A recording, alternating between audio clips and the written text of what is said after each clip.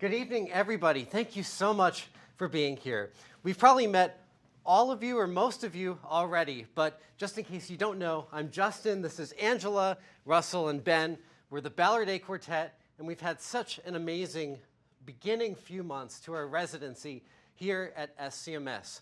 One of the most exciting things for us as part of this residency is to get to do kind of experimental programming, just like this. And we're really passionate about the piece that we're going to play and discuss today, Ravel's String Quartet in F major. We're going to be playing it again at the Seattle Art Museum on December 20th, as well as in Carnegie Hall on December 9th.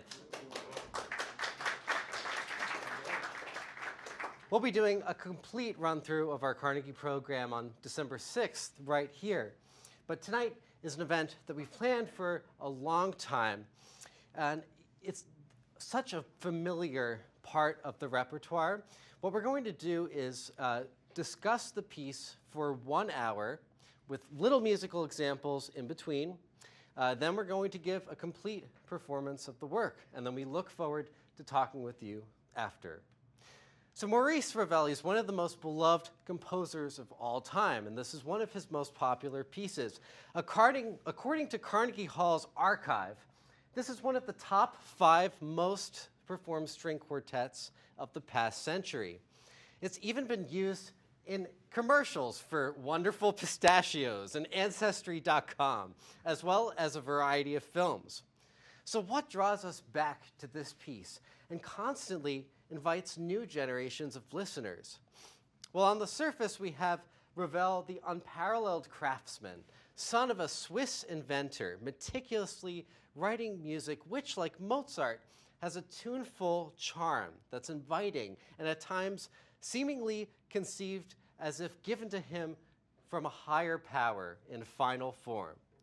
For instance, here is the very opening of the quartet.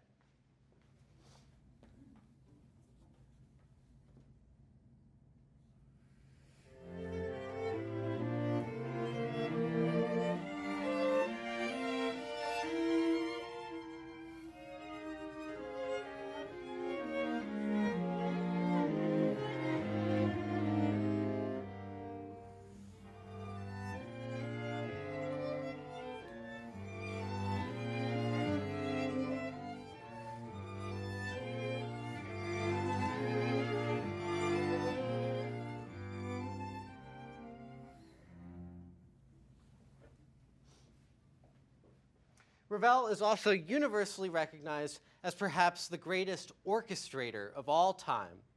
While not a string player, Ravel's use of string textures, colors, and balance, even in this early work of his, is certainly inventive and gripping. Take this otherworldly passage from the second movement of the quartet.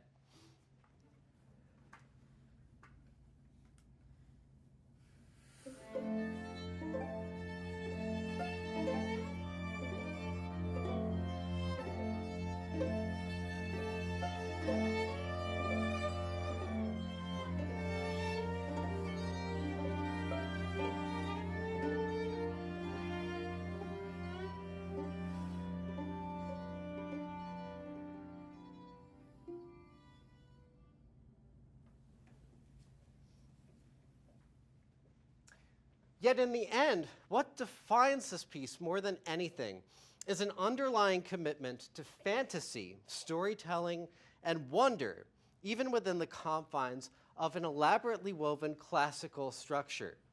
For Ravel, who was an ever dapper and kind of reserved character, a wild emotional spectrum and heart is evident in a way that cannot be denied. Furthermore, it's the pacing of this emotional journey through all 4 movements, the delicate yet imaginative story arc full of unbridled wonder that connects epic moments into a sum way greater than just the fragmentary parts. Paris, at the turn of the century, was at the center of cultural life in the whole world. For decades, Impressionist art and symbolist poetry had pushed the envelope of artistic thought and innovation, a rejection of the modernization of the world, and a commentary on the wild imagination and soul inherent in humanity. What was once counterculture was becoming the predominant artistic trend around the world, and the rest of the world was catching up. A few years later, Arnold Schoenberg would present free atonality as a form of heightened romantic expression in music. And over here in America, Charles Ives was already causing chaos. Appreciation for the arts around the world was growing. Heck, the same year that Ravel wrote this quartet in 1902, even Seattle, Washington finally got a symphony orchestra. Somehow, despite all of this, musical circles in Paris seemed to hold the clutches of music being held by the old guard of musicians, particularly at the Paris Conservatory, where Ravel was still a student. Nonetheless, radicals such as Eric Satie and Claude Debussy were firmly making their mark on the younger generation. Around this time period, Ravel would spearhead a free-thinking bohemian artistic club self-titled Les Apaches, or the Apaches. This club would end up championing even more avant-garde composers such as Igor Stravinsky. Despite their seriousness about art and a profound admiration for craft, the salons mocked pretension viciously. They gave members absurd nicknames, created ritualistic jokes, and maintained a sense of mischief. Their whole ethos was partly a joke on the bourgeois world and partly a way of keeping artistic ego in check. So now on to the first movement of the Ravel. You already experienced the beautiful opening. Now there's a good chance that when you heard that music, it presented to you some element of calm and a friendly invitation into this world of pure imagination. This is Ravel at his most beguiling and purest form. While the piece will take place as an epic journey or narrative, this opening presents Ravel's own take on this quartet in its clearest form. French music of this time period, particularly the music of Debussy and Ravel, has often been compared to paintings from the Impressionist movement. While Ravel did indeed cherish in particular the paintings of Degas, both Ravel and Debussy rejected being called Impressionist staunchly. In a way, a better comparison for this music lies in the symbolist poetry of the era, a highly emotional language which speaks to the human experience not through literal ascription, but through the feelings associated with events. We will see many peaks and valleys in this experience throughout the quartet, and even evocative visual metaphors. But much like classical composers of earlier eras did, Ravel ascribes topics of music that represent particular times and places to parts of the journey. Ravel described that his quartet is almost a neoclassical work, drawing on the weight in Baroque and other earlier forms of music of counterpoint. So these are simple devices in which conversation takes place in music, especially in the music of Bach, where each voice has a role to play against each other as independent actors, but come together to create an aesthetically pleasing whole. So to show you how this works in the opening of the piece, which almost seems to recall early music as a way of setting the scene for the rest of the narrative of the piece, here is just the opening first bar, but played slowly.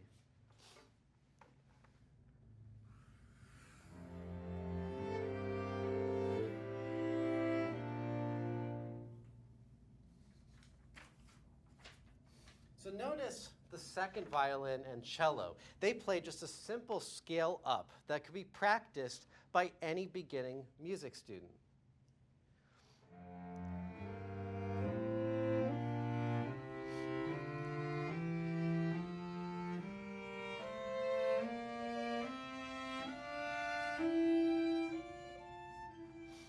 It's really beautiful. So that scale ascends up to the sky and then kind of comes back down.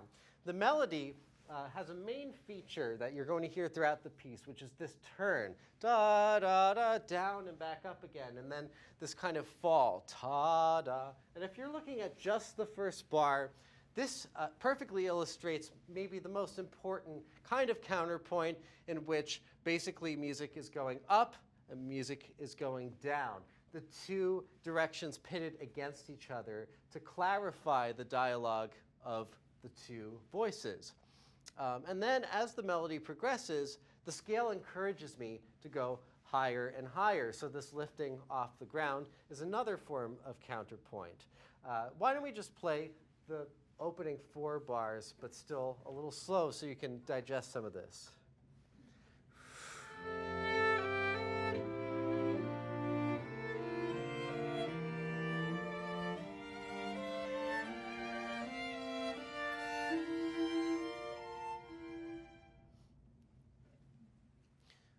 So now another key feature of early music is call and response, question and answer. Listen to how in the next phrase Ravel isolates the violins in a duet, heightening excitement as the call and response gets faster and faster. And at the same time as one instrument goes up, the other goes down, and vice versa. It's the same kind of counterpoint. In tempo.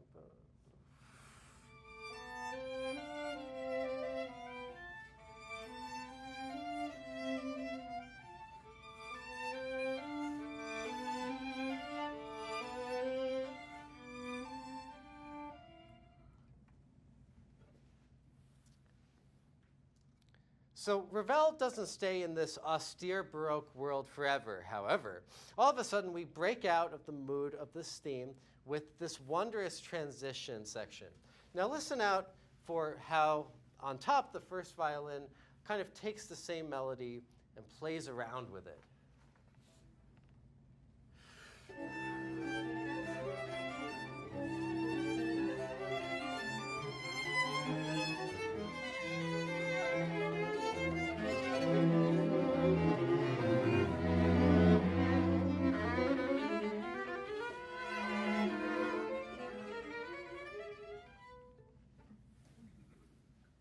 So on top, I'm basically playing a fragmented version of the opening material that we'll end up recalling throughout all 4 movements. It's a simple step down and up, like you heard, but now the kind of going down isn't fulfilled, and I leap straight up. I go ta-da-dee-ya-da-da-da-dum. It's the fragmented version. Now the magic of this section, and this is where Ravel actually creates almost a haze of impressionism, lies in the inner voices, who provide a texture which is busy but also translucent, providing an airy aura to the fixed object of the melody and bass lines around.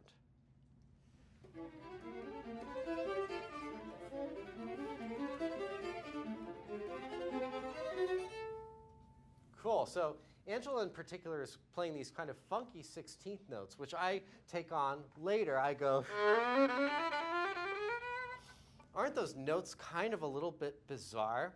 Well, this is an example of Ravel using a device that Debussy basically had in every one of his pieces, which is using modes, scales and harmonies that do not exactly correspond to the major and minor scales we learn about as kids. These recall older, some would say even primitive scales, used in some cases for thousands of years before the system of major and minor predominated from around the year 1600. Many of these modes come from the medieval church, but have their ancestry in the ancient Greeks and a plethora of other cultures from around the world.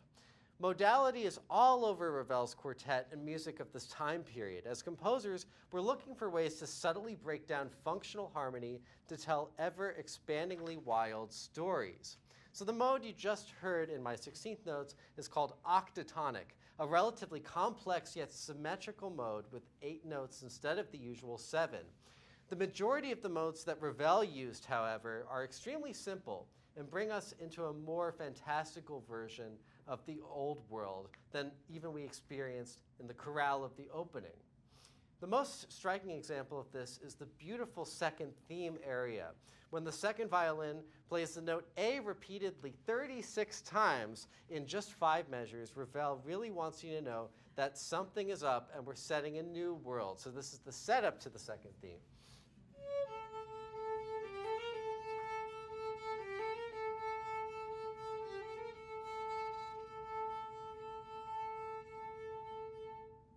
Cool. And here's the beautiful melody itself that follows it.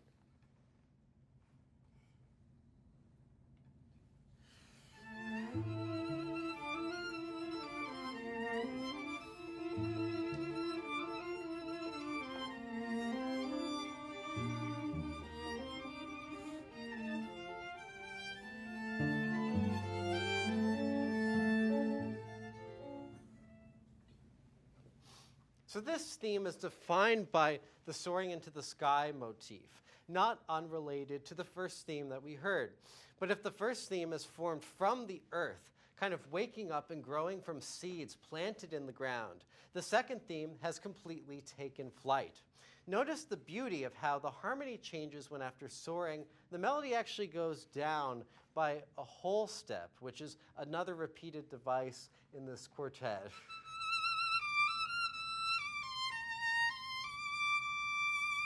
Right there when it hits that D. At that moment, we turn a theme that began in a minor key, a slightly dark and unusual choice for a contrasting theme, into a warmer major key, which tugs like a warm embrace. The texture of this theme really contributes to the more impressionistic setting of this theme versus the first. Ravel is now setting the accompaniment music as texture in a simple second violin figure, leaving the melody itself to float eerily up in the clouds is the cello, who provides just two simple heartbeats that go in and out. And you heard Ben and I play the melody. The viola is actually 2 octaves below the first violin, an orchestration which has an eerie and otherworldly effect. And at the same time, Ravel marks très expressive, or very expressive. One Easter egg to listen out for at the end of this movement, when this theme returns, is that the theme remains the same exact notes, but the cello plucks a different bass line. And it's just a very subtle change. It goes from bum, bum to bum, bum. The simple change of 2 notes switches the entire key from minor back to major, which we expected in the first place. The universality of modes themselves lend to this kind of wonderful ambiguity that can be played around with. Is it major or is it minor? We'll demonstrate one last large section of this first movement, which comes from the middle section development. Listen for the variety of textures paired with familiar fragments of the 2 themes that we've heard, and how it builds to an absolutely volatile wave, which stunningly crashes at the climax.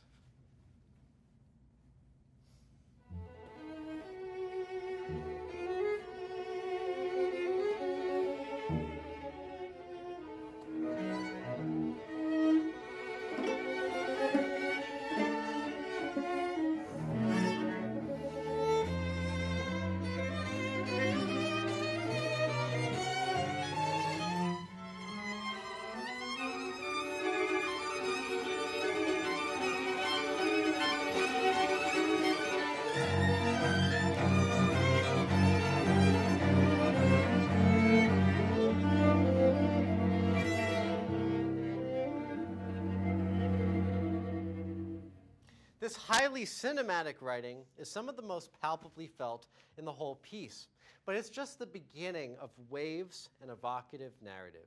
This first movement has taken music of the old world and set the stage in a highly elaborate and fantastical journey. And now time for the next movement.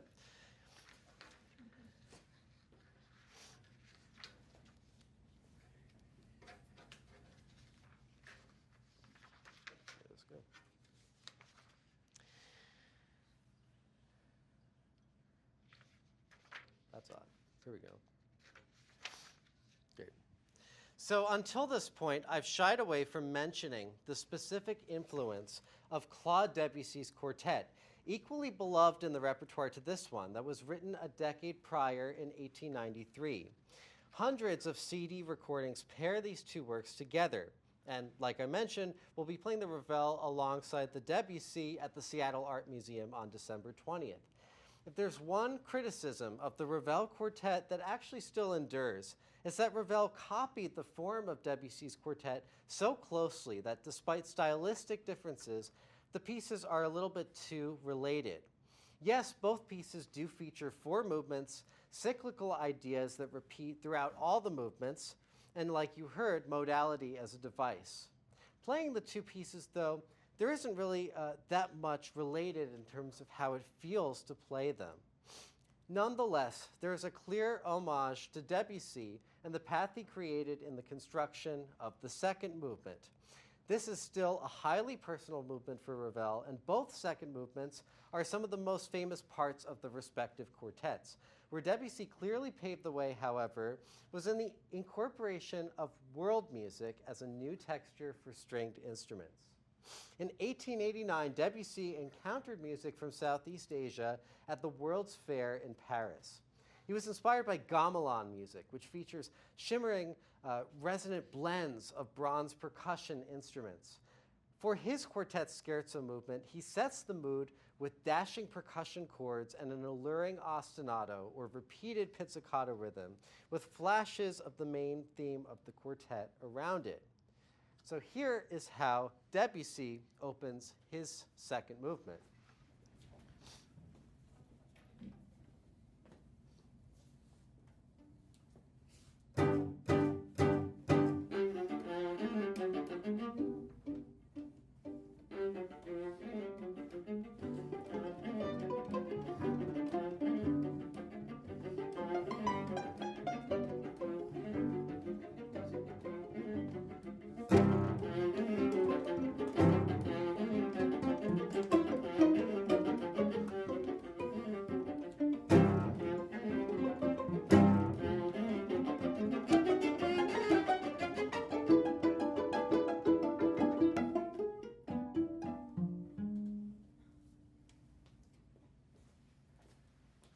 Pretty cool.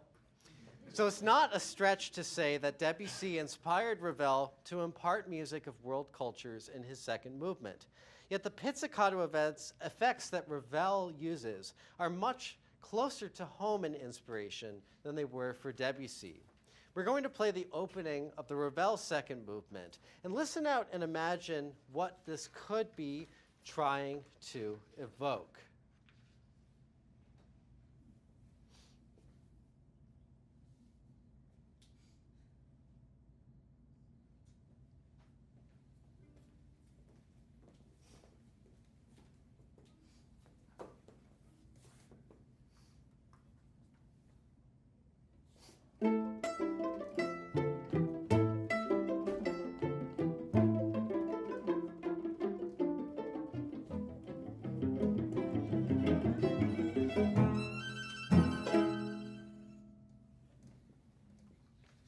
Also pretty cool. So while fully Parisian, Ravel's heritage was anything but. Ravel's mother was born Basque, and while the Basque people reside in between France and Spain and don't share a common heritage with either, Ravel's mom, Marie, spent many of her formative years in Madrid. This is where she met Joseph Ravel, a Swiss inventor working for the railroad. So Maurice, coming from this mixed heritage, didn't shy away from referencing it throughout his later career. Much of Ravel's later output, for instance, including Rhapsody Espagnole, also has a distinctly Spanish flavor. Imagine that Ravel is setting the evocatively Spanish mood with huge flamenco strums placed throughout the movement at key points, like the ending of the phrase you just heard. Olé! Ravel extends the idea of a Spanish fantasy throughout, creating an elaborate rhythmic web lifted from tropes of Spanish dances. What ensues is a sophisticated rhythmic composite comprising of alternating bars with units of 3 notes and bars with 2-note gestures. This is built primarily from the inner voices carrying this rhythm in their pizzicatos with accents on the note groupings. So why don't you guys show us what that sounds like?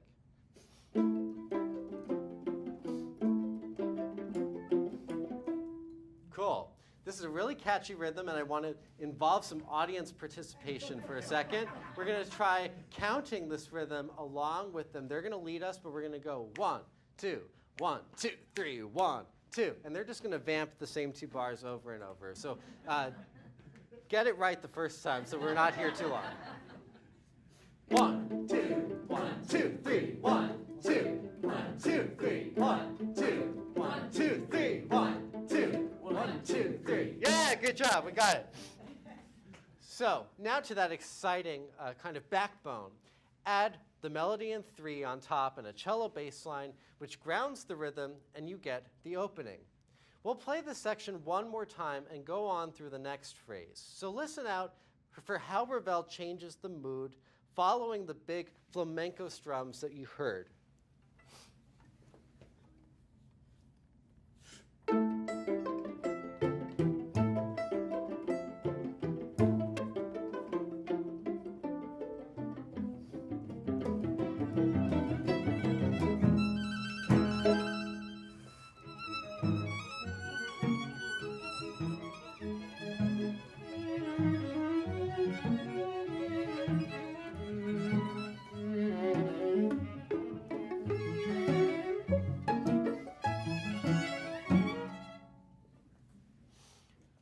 So what's really fun about this movement, once you're kind of familiar with the overall aesthetic, is storytelling.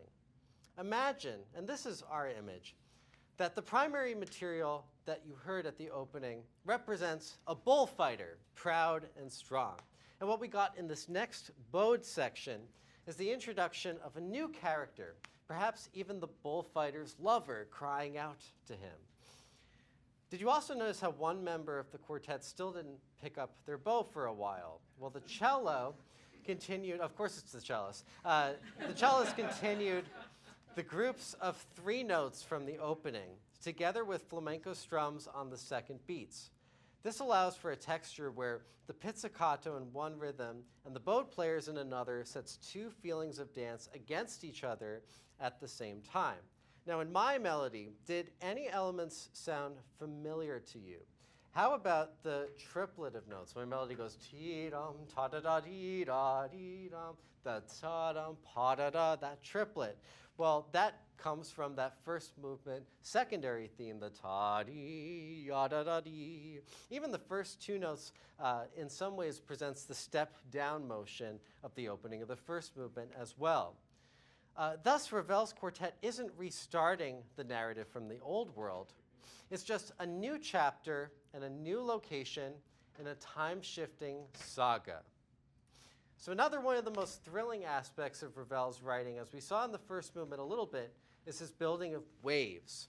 In this case, we feel like our head is almost spinning as that triplet motive that we heard in the loving theme gets passed back and forth. In the next exciting chunk, you're going to experience several of these elements. So what we're going to do is we're going to play kind of from where we left off.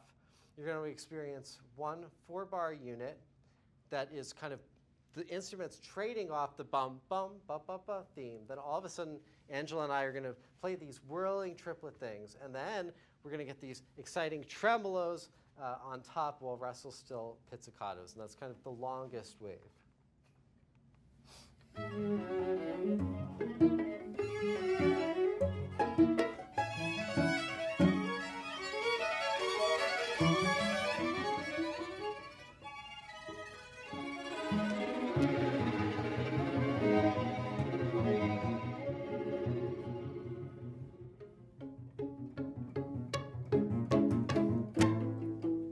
Kind of back at the opening. So that ping pong that Angela and I had, the triplets, that's reminiscent of in the first movement when we called out to each other with the dee-da, dee-da, dee-da, da, da. But now we do it 3 times in just 1 bar. So this Spanish dance section, the whole bullfighting thing, as iconic and as famous as it is short-lived. The heart of the movement lies in the slow middle section, announced by one note in the viola, which suddenly changes the scene. The cello takes the spotlight in a shockingly different mood. The loving melody has been transformed into accompaniment in the other 2 voices, and it is plaintive and yearning, as is the new cello melody, which actually takes over the absent violin's range. Perhaps the lover feels as if the bullfighter is lost forever, plaintively singing out from underneath to take the place of the bullfighter absent from the conversation.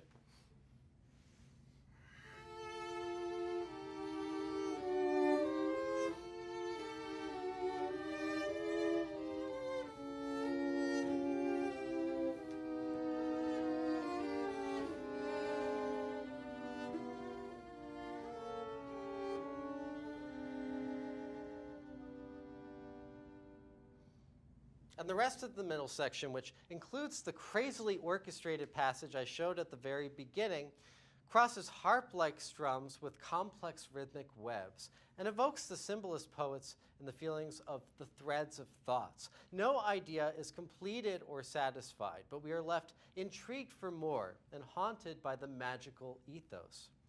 For Ravel, who grew up being taken to factories by his father alongside his brothers just to examine the machinery, poetry represented the humanness of searching for meaning through nature. This section feels as if time stops and we finally can appreciate the moonlight, the darkness of the setting reflecting our grief, but the moon itself shining bright, just like this projector in my eyes. Nonetheless, little bits of the Spanish dance reoccur underneath, ready to snap back to light. Listen for how we transition from this beautiful mood back into reality.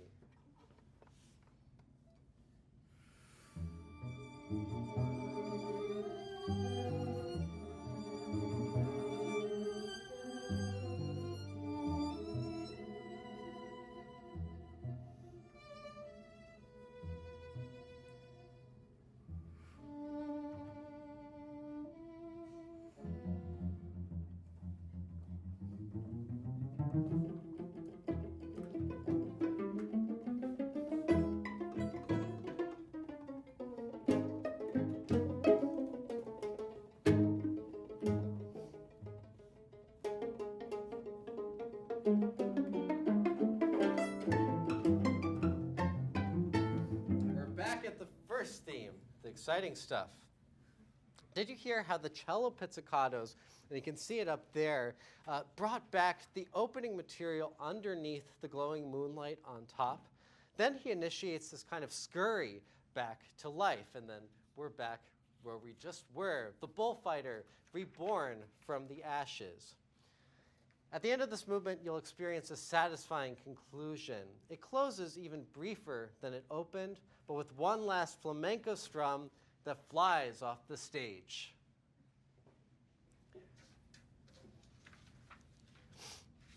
The third movement is an intimate work, yet highly fragmented in nature. The strains of thought poetically reaching an extreme throughout the movement. On the whole, it seems so personal and almost holy to Ravel that despite not having as obvious a cultural reference as the second movement, stands even more as a character piece. Perhaps Ravel wrote this whole quartet just as an excuse to write this movement. Ravel takes the simple step down from the opening of the first movement to construct both the primary and the secondary voices of the opening. So here's the primary melody in the viola.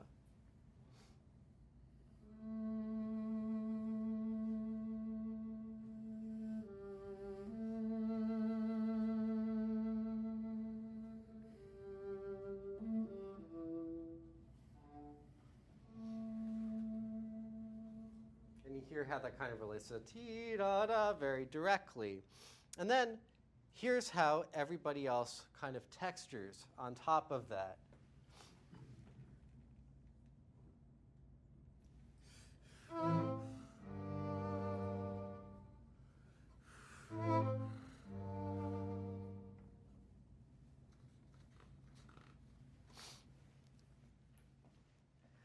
So in addition to the poetic nature of this movement, there is theatricality as well.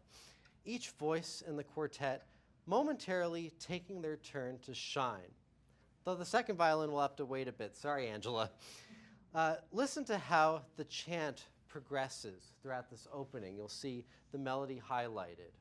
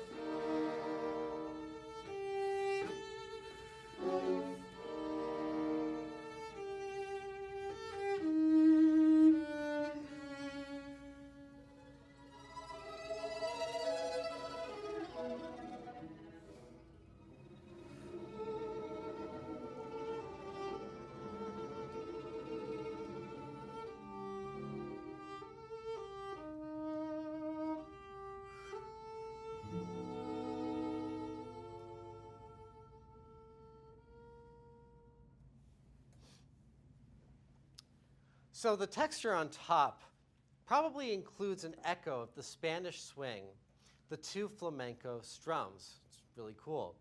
But it's the singing line in the viola that seems to be the clearest reference.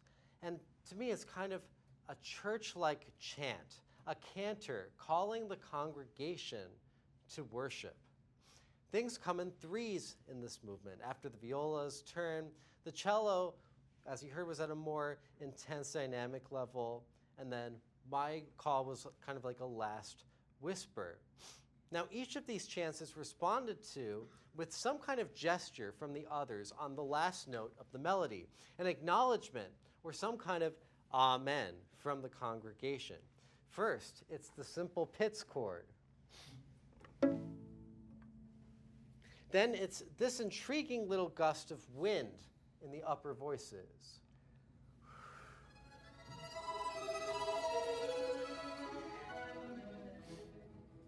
And finally, there's one last strum in the cello. But this immediately kind of hands off from my melody to the next section with no transition. My last note immediately gets taken up by the viola in this haunting tune.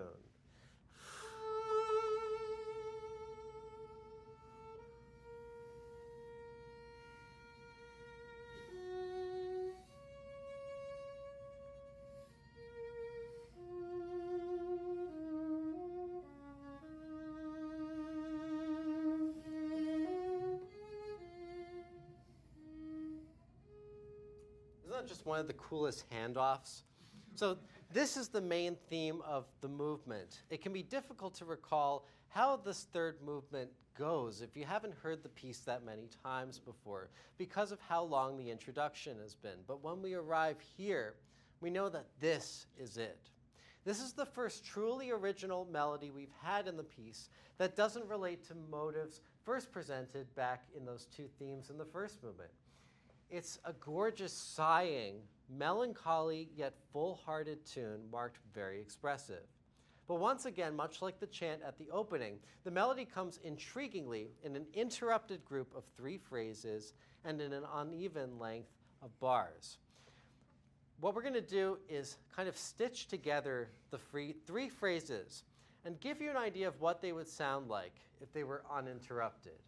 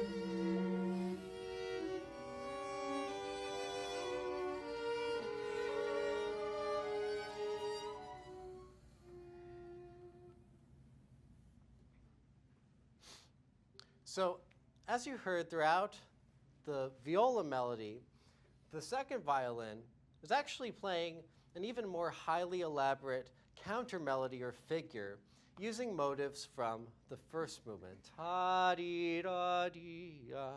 And one of the coolest things Ravel does as a brilliant orchestrator is sets the texture of this part, or he sets the texture to highlight a different beat of the bar in each of the three phrases. So you can kind of look up here. The cello part is a really clear marker of this. First, the cello highlights the downbeats. Then, in the second phrase, the cello highlights the third beats. And then, finally, the second beats.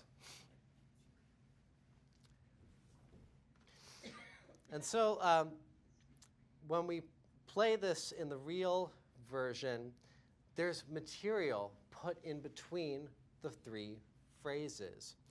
Where the amens were in the chant at the opening of the movement, now Ravel kind of swings a little bit of incense in the air by bringing back the first movement theme set with chords. So it feels like we've reached the heart of worship. Here is how it was actually written, the melody with these kind of swings of the incense interrupting the phrases.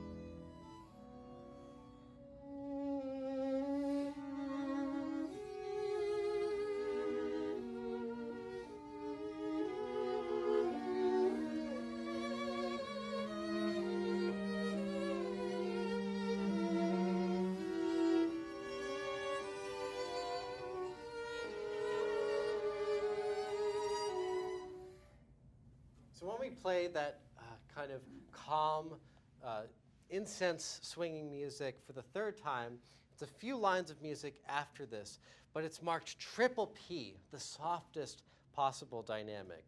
It's so precious and so heartfelt that it is almost inaudible. And one thing, playing it through again, that I think is really interesting is what I talked about in the cello part earlier provides a kind of motion to the phrase. But then when we reach those two bars, the ti, da, ti, motion really does feel like it stops. And so for the middle section of the piece that comes up, we shift out of the church back into nature, calling out to the divinity and searching for meaning. But in a way, this is kind of a twisted dreamscape world. A little bit, shall we say, of like an opium den scattered take on the classic hero's journey to search for knowledge about themselves and the world. Once again, we get an element of call and response, but this time the phrases are shorter and honestly just stranger. We'll play the very ending of the main melody into some of this wild middle section just so you get the gist.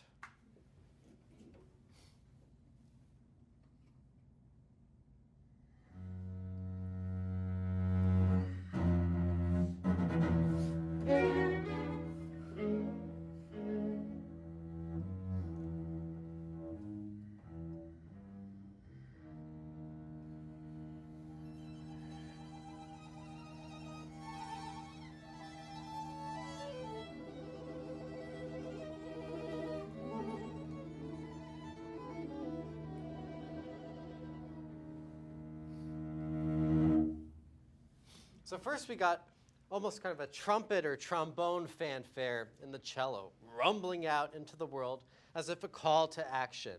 The top three voices responded with the Spanish flare motive, but then the cello, instead of continuing the hunt, gets second thoughts and shies away. The eerie nighttime music responds again, almost as if we have tried to summon a deity but gotten a very unresolved response. And that kind of eerie has some nervous energy in it as well. After this, Ravel then goes on to build an awesome and passionate climax, like we've finally found what we've been looking and questioning for, the answer to an eternal question. Yet it dissipates quickly. Things are generally unresolved. The incense, the first movement, splashes that return again, yet they're muddied with a bunch of texture. Something seems amiss, and the return to the main melody of the movement that should be a clear recapitulation is even more unresolved than before. This disorienting texture even still pervades throughout the rest of the melody and what we would call the recapitulation, if you will, a ringing in the ears, or a bit of a hangover, muddying our sense of resolution with the divine. Yet the magical resolution, a deus ex machina, does indeed come after one final call in the viola melody. And we would have gotten what would have been the little bit of incense, the first movement theme in the first violin. Da, dee, da, dee, da, da. However, at this magical point, Ravel reworks everything so that the material almost is united with heaven. Then the human voice continues that ta-dee-da-dee for the first time.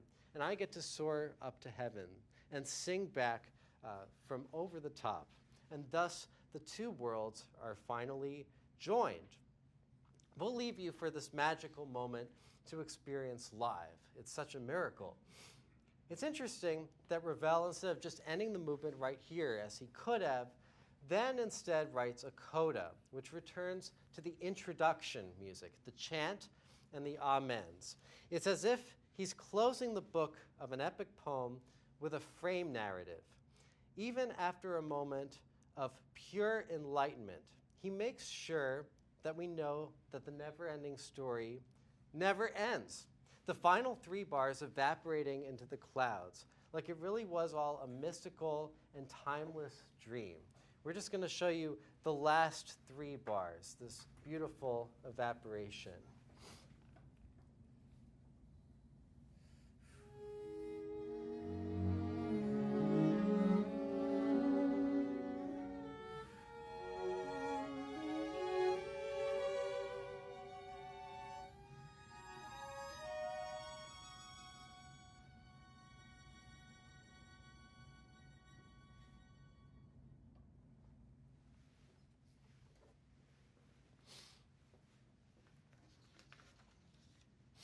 So the last movement is the summation of all the other movements, mixing and matching Ravel's identity, an exploration of the past, and launching it into the future, looking ahead to the electricity of the 20th century with abandon and dash. Out of all of the movements, it is the shortest and the most modernistic. Its fervor and energy make it a hit with audiences as a finale. But it received pushback from Ravel's teacher, Fauré, the dedicatee of the piece, who frankly hated it. So here's how the movement opens.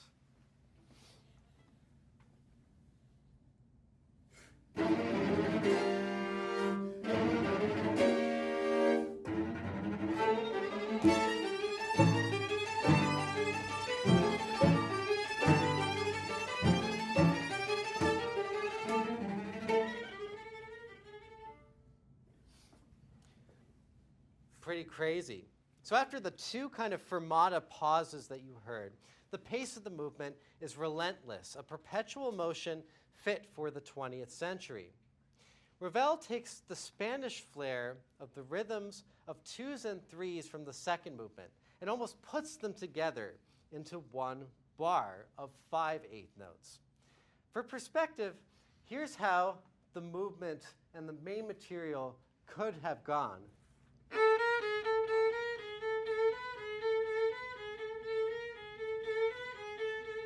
This kind of repeated figure. Now, Ravel could have kind of turned the temperature up as he does by doubling the notes.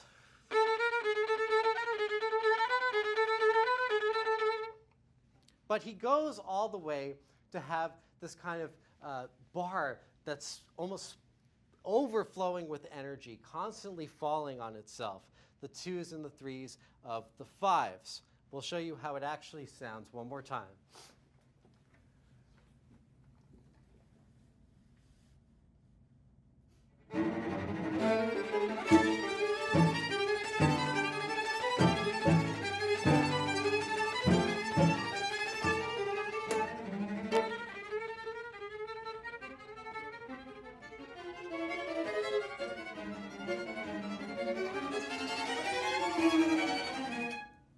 Cool. So you get the idea. It's just absolutely crazy stuff. And one other thing that the fives allow for is this kind of ambiguity. And so he provides two different notes underneath in that kind of turn figure we've experienced the whole piece. And that adds just a lot of tension and mystery and intrigue. The fives really make it feel like there's this kind of centripetal force of a machine that cannot be stopped.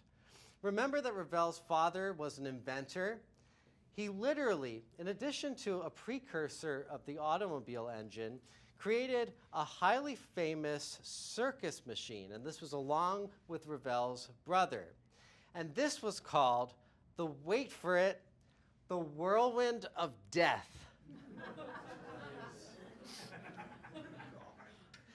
Doesn't this machine look incredibly dangerous, yet so thrilling?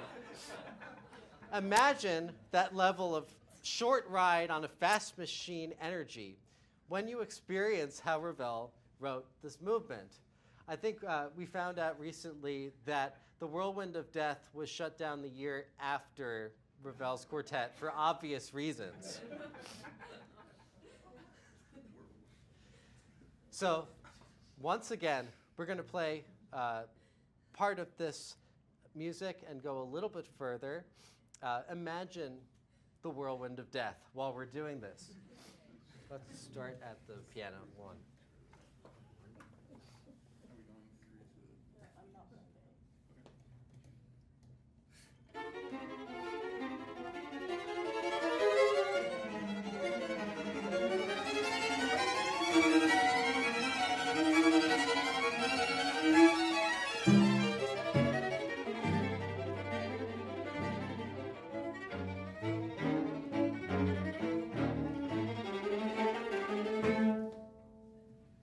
Finally, we've gained so much momentum that we've been launched all the way into outer space.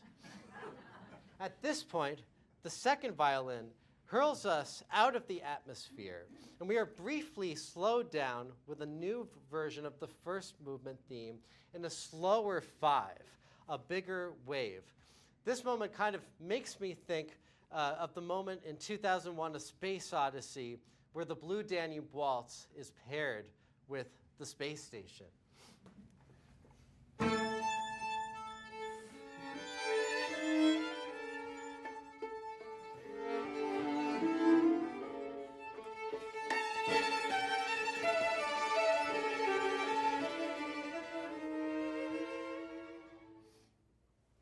So if motion seems suspended for a little bit, even though it's dramatic, Ravel doesn't take long to get back to work with forward momentum. We get a cute version of the first movement theme that might seem like a little nostalgic miniature, but it's calling out, searching for new life.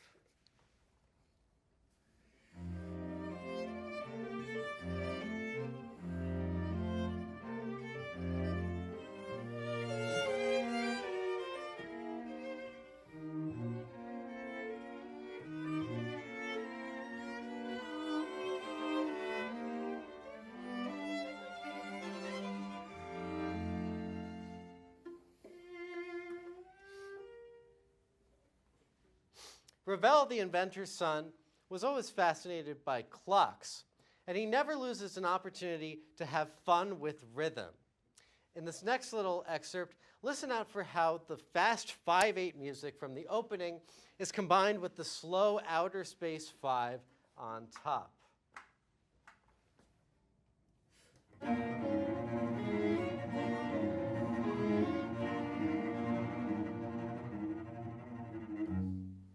So that really fits together in an interesting way. I'll let you see that on the slide.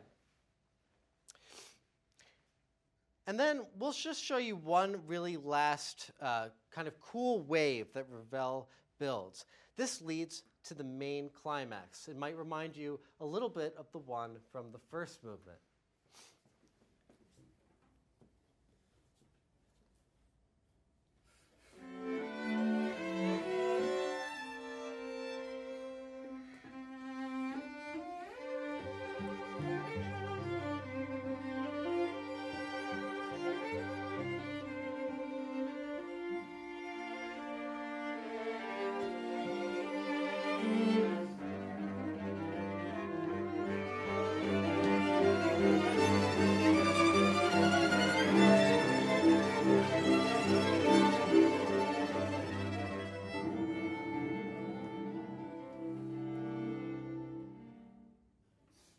final little 2-minute coda, we thrillingly switch between the fast fives and the whirlwind dance in 3, recalling music of all the movements along the way.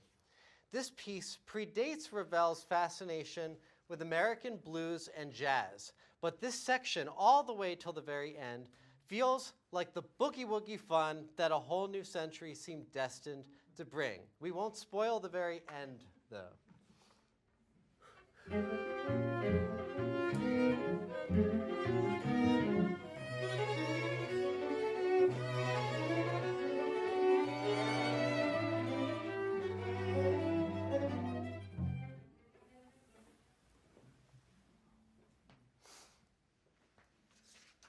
Overall, Ravel's string quartet stands the test of time for its mastery of storytelling derived from a highly personal meaning and narrative.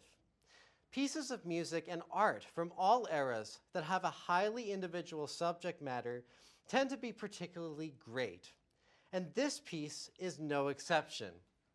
We're lucky, as a string quartet, that Ravel by far wasn't the only one who saved some of his most personal music for this instrumentation.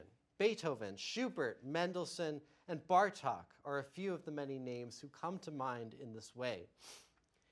But the Ravel is a fitting piece that takes an encyclopedic knowledge of the form and personal cultural identity and launches them staunchly into the future. Like any seismic piece of art, though, this piece owns a place in the history books with some controversy. As I mentioned, Ravel in 1902 was well known in Parisian artistic circles, though still a student at the Conservatoire. He was gaining notoriety as a musician of depth beyond his years, yet constantly rejected by the old guard of composers who still held a grip on the conservatory and general musical life. Ravel was denied the coveted Prix de Rome competition a total of 5 times, and his 5th and final rejection in 1905 literally caused a highly publicized scandal called the Ravel Affair. This revealed nepotism and bias from the conservatory brass against Ravel, leading to the actual resignation of the conservatory's president, Dubois, and a large part why it was seen as such an undeniable travesty that Ravel was denied this prize was because he had already reached such noted artistic acclaim unilaterally for 2 pieces, the Pavane for a Dead Princess and this piece, the String Quartet. And most importantly, despite any claims to be made of Ravel mimicking the work of Claude Debussy, the great Debussy himself said of Ravel's quartet, "In the name of the gods of music and in mine, do not change a single note of your quartet." So thank you so much for listening to this. We'll now present the whole piece.